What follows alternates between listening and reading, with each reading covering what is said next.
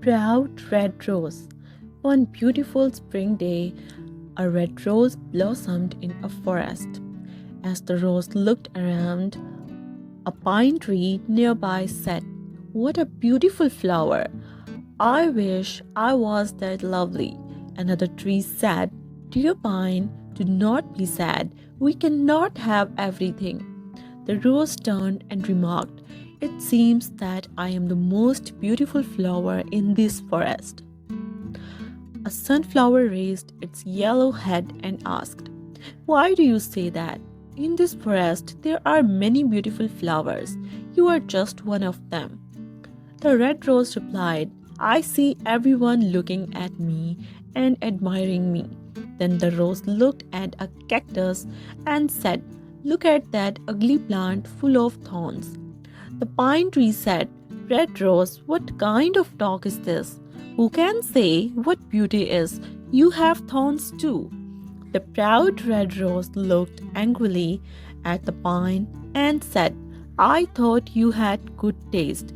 You do not know what beauty is at all. You cannot compare my thorns to that of the cactus." What a proud flower, thought the trees.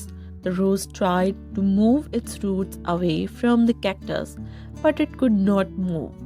As the days passed, the red rose would look at the cactus and say insulting things like, "This plant is useless. How sorry I am to be his neighbor." The cactus never got upset and even tried to advise the rose, saying God did not create any form of life without a purpose. Spring passed and the weather became very warm. Life became difficult in the forest as there was no rain. The red rose began to wilt.